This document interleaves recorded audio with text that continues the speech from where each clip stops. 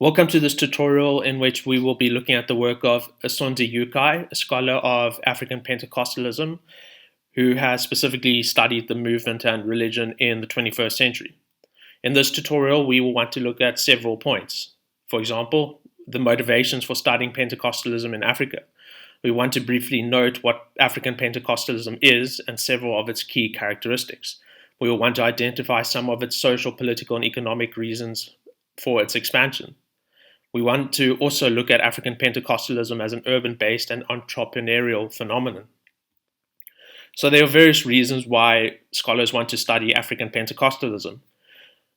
First, religion in Africa has undergone a radical transformation in the last 150 years, which has invited much analysis. For instance, in 1900, just 18% of the African population belonged to either Christianity or Islam. Today, more than 80% of the 1.2 billion Africans are either Christian or Muslim. Historically speaking, no continent has been so transformed religiously in such a short period of time, and obviously sociologists want to know why this is the case.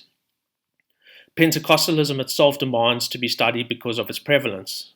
The percentage of Christians who belong to the class of Pentecostal charismatic Christianity in Africa today is around 31%, which is significantly up from the 11% figure in 2004. Pentecostal charismatic Christianity in Africa has also produced a huge diversity, and it has been suggested that Pentecostalism is the fastest growing religion in Africa. Africa is, in a sense, being Pentecostalized. Scholars thus want to define what African Pentecostalism is, and as well as engage in quantifying and characterizing it. It is also important to search for the social causes and consequences of such a burgeoning spirituality that will undoubtedly have significant social, political, and economic implications. So what is Pentecostalism? To know what Pentecostalism is, we will require a bit of background knowledge, especially of the tenets from which the religion draws its inspiration. Central to its self-understanding are the events narrated in the Acts of the Apostles, or more commonly known as the Book of Acts in the Christian New Testament. In chapter 2 of the book of Acts, we read a story of the Holy Spirit descending on the followers of Jesus and imparting on them spiritual powers. The Holy Spirit gave the followers of Jesus the unusual ability to speak in strange tongues before huge crowds of people who came to Jerusalem to celebrate the Feast of Pentecost.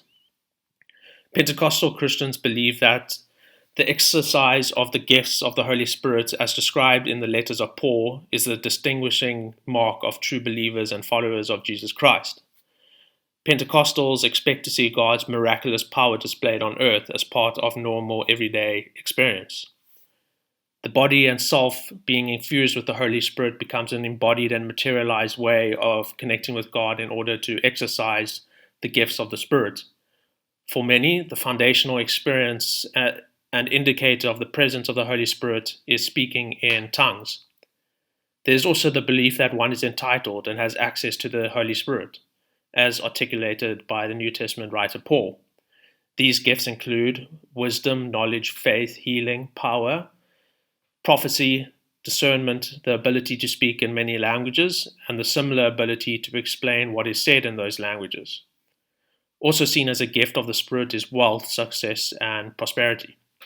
Miracles are thought by the believer to testify to and certify an individual as properly believing. The miraculous in the believer's life is also seen as evidence of the individual properly believing. Performing miracles, signs, and wonders are the ways through which God interacts with the believer within African Pentecostalism.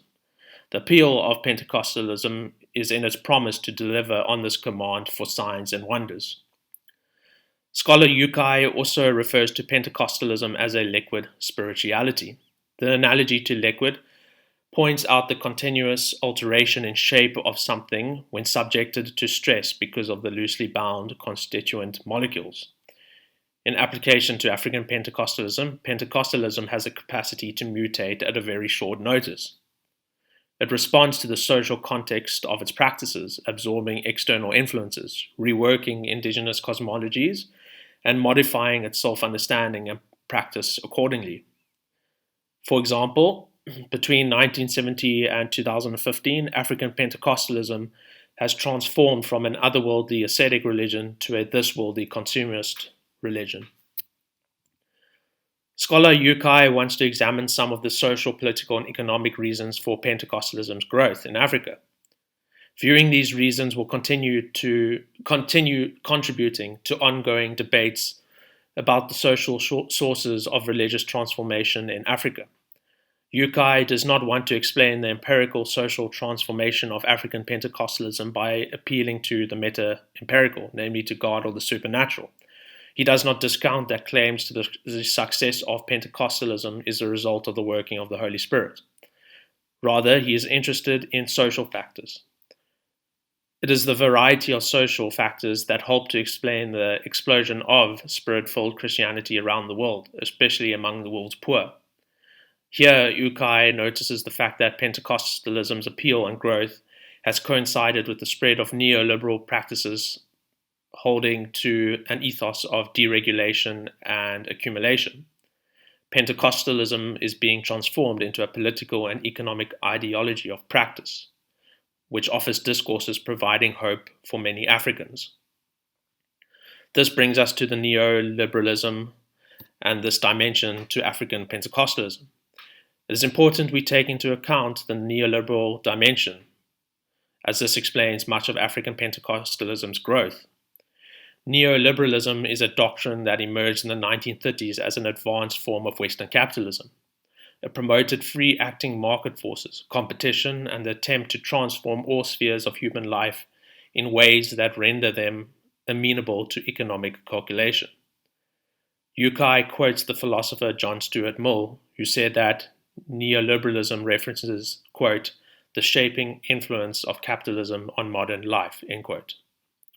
Business and profit generation are neoliberal imperatives, which become seen to be the definition of success, development, and human progress. The notion that the individual becomes a consumer became rampant in Africa under this ideology. Through neoliberalism came individualism, which prioritizes the ideal of the independent individual agent as a consumer.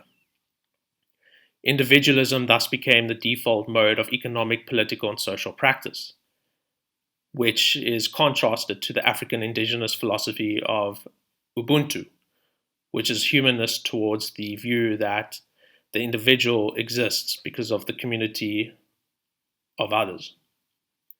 Due to neoliberalism, the individual has become placed at the center of the cosmos. African Pentecostalism grew out of economic struggle. Africa became embroiled in a myriad of crises in the form of the withdrawal of state investment in social infrastructure, currency devaluation, retrenchment of workers, and more. Against such poverty and conditions, new religious organizations, doctrines, and practices emerged as remedies. African Pentecostalism emerged from this insecurity, and megachurches in Africa were born. Churches also transformed themselves in order to remain relevant in an increasingly dense and competitive marketplace. Neoliberal forces foregrounded the expansion of Pentecostalism in Africa, including its doctrinal and ritual adaptation and economic practices. One of the important features of African Pentecostalism is that it is urban-based. In fact, 95% of African Pentecostal organizations are concentrated in cities. This goes back to the 1970s when the charismatic movement emerged in the cities and across campuses and institutions, tertiary institutions.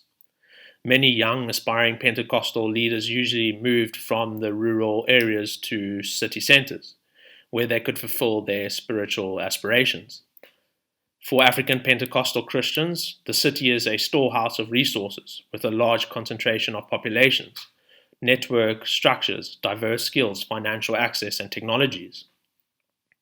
The village, on the other hand, is viewed as antithetical to the city, and it is there that disease, poverty, evil spirits, witches, and other malignant entities are thought to wreak havoc. Because of its urban nature, Pentecostalism is embedded in the world of media, technologies, and culture, which has made it a media-rich religion.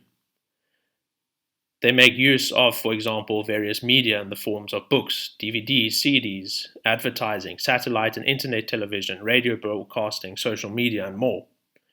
As Yukai writes, quote, through Pentecostal media production, African visual and audible urban culture has been transformed into a sacred gallery.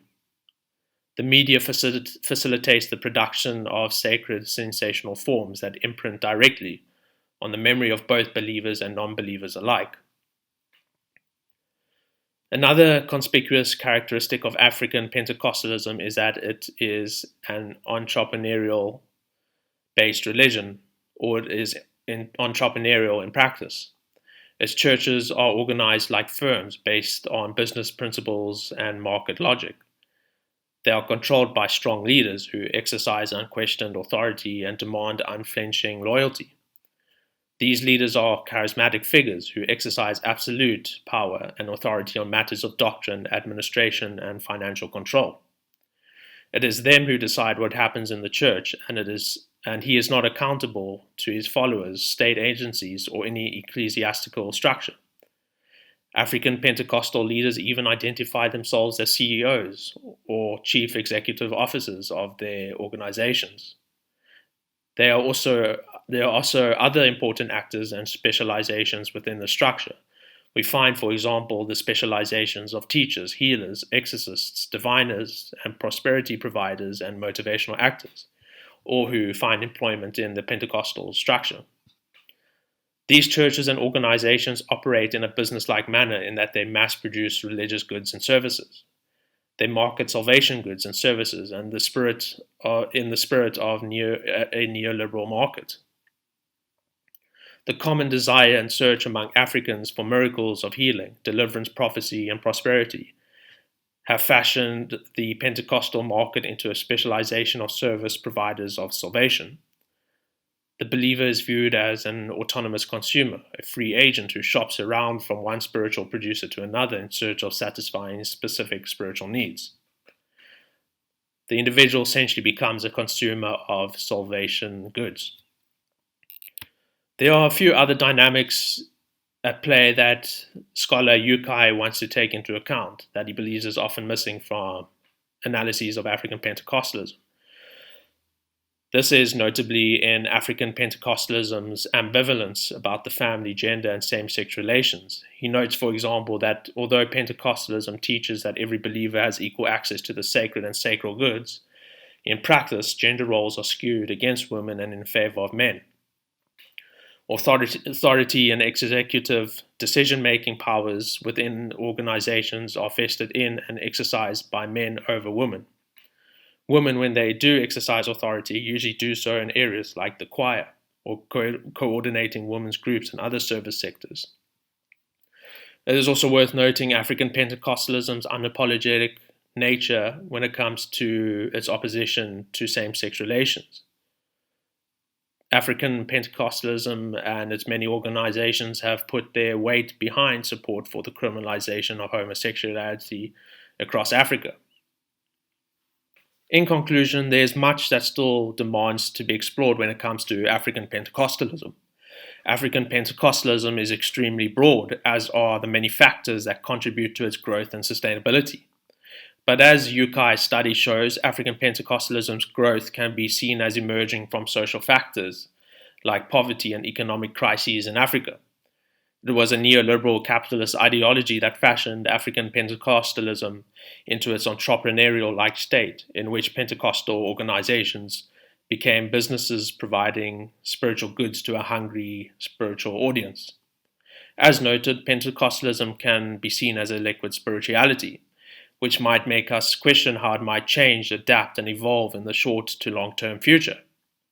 This of course, waits to be seen as scholars continue to study this unique form of religious expression.